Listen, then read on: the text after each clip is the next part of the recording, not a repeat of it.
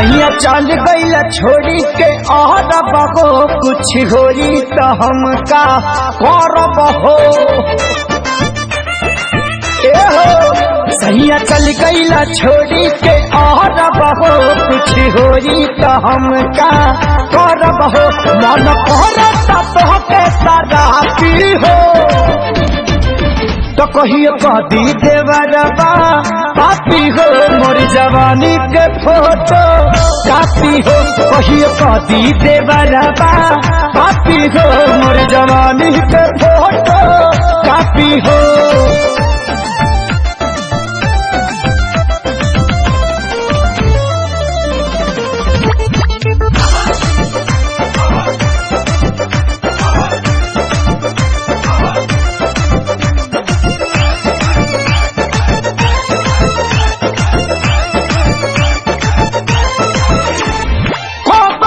धन पुराल करा हवाले क्या कोई नजर ये कहाँ कहाँ डाले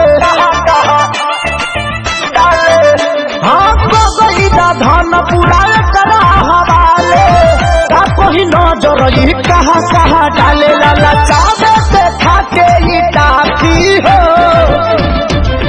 तो कहियो कदी देवरबा पापी को मोर जवानी के फोटो कापी हो। कहियो कदी देवरबा पापी को मोर जवानी के फोटो कापी हो।